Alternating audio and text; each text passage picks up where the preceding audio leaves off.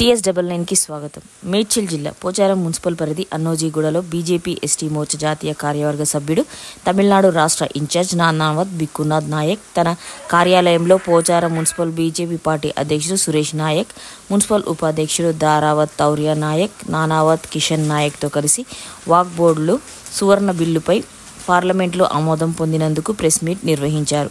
ఈ సందర్భంగా నానావత్ బిక్కునాథ్ నాయక్ మాట్లాడుతూ వాక్ బోర్డ్ సువర్ణ బిల్లు పార్లమెంట్లో ఆమోదం పొందినందుకు ముందుగా దేశ ప్రధాని నరేంద్ర మోడీకి ధన్యవాదాలు తెలిపారు. నరేంద్ర మోడీ సారథ్యంలో పార్లమెంట్ మైనారిటీ మంత్రి హుజూజీ వాక్ బోర్డ్ సువర్ణ బిల్లు పార్లమెంట్లో ప్రవేశపెట్టడం జరిగింది. దానికి భారతీయ జనతా పార్టీతో పాటు మిత్రపక్షులైన పార్టీల మద్దతుతో 288 ఓట్ల మెజారిటీతో వాక్ బోర్డ్ సువర్ణ బిల్లు పార్లమెంట్లో ఆమోదం జరగడం హర్షణీయమని ఈ సందర్భంగా అన్నారు. భారత ప్రధానమంత్రి గారి నాయకత్వంలో వక్ఫ్ బోర్డు ప్రవేశపెట్టడం జరిగింది. దానిని మైనార్టీ శాఖ మంత్రివర్యులు రిజిజు ప్రవేశపెట్టడం జరిగింది. దానికి భారతీయ జనతా పార్టీతో సహా మిత్రపక్షాలైన పార్టీలు కూడా మద్దతు తెలిపితే మొత్తం 288 ఓట్ల మెజార్టీతో ఆ బిల్లు పాస్ అవ్వడం జరిగింది.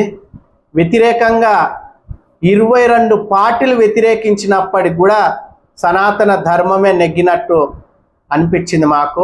దానికి మేము హర్షం వ్యక్తం చేస్తున్నాము. ఎందుకంటే ఈ వక్ఫ్ బోర్డ్ బిల్ అనేది నెహ్రూ కాలం నుంచి వాళ్ళు తీసుకొచ్చింది. ఇది కేవలం ఈ సనాతన ధర్మాన్ని ధ్వంసం చేయాలనే ఆలోచనతోనే తెచ్చింది తప్ప ముస్లింలకు కానీ మిగతా వాళ్ళకి కానీ ఎవ్వరికి కూడా న్యాయం చేసే విధంగా అది లేదు.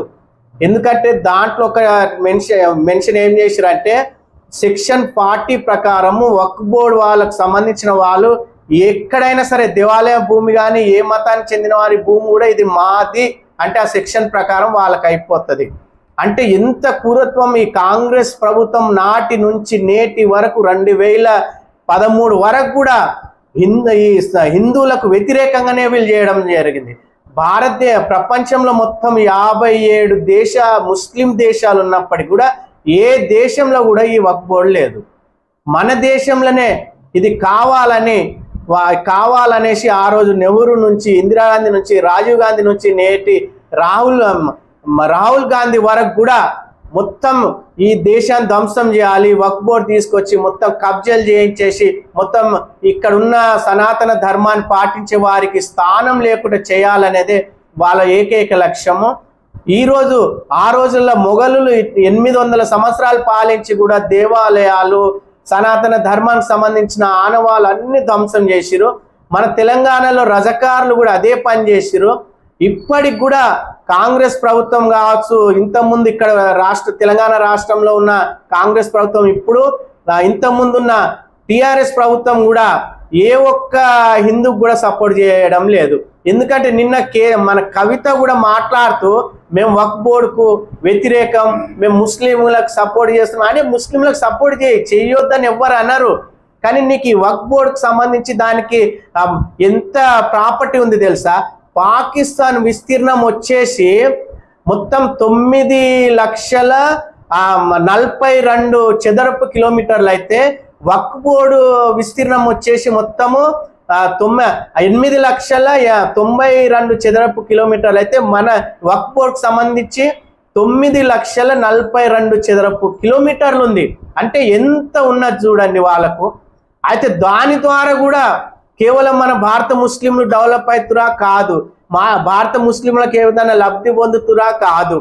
ప్రపంచ సమితి అనేసి ఒకటి వాళ్ళు పేరు పెట్టుకొని అందులో ఒక జిహాదీలను ఏ విధంగా తయారు చేయాలి, ఉగ్రవాదులను ఏ విధంగా తయారు చేయాలి, దేశద్రోహులను ఏ విధంగా తయారు చేయాలనేది ఈ వక్ఫ్ బోర్డుకు సంబంధించిన భూములను చాలా వీటికి వాళ్ళు అమ్ముకొని వాళ్ళు కబ్జాలు చేసి ఆ డబ్బులన్నీ దానికి వాడుతురు. కాబట్టి భారతీయ జనతా పార్టీ ముందు చూపుతో కనీసం ఇక్కడ ఉన్న ల్యాండ్ ఎవ్వరికి ఏ దేశానికి పోకుండా ఉగ్రవాదులకు పోకుండా భారతదేశంలో ఉన్న ముస్లింలకు చెందాలి, భారతదేశంలో ఉన్న పేదవాళ్ళకు చెందాలనే ఆలోచనతోటే ఈ నిర్ణయం తీసుకోవడం జరిగింది భారత ప్రధానమంత్రి నరేంద్ర మోడీ గారు. అందుకే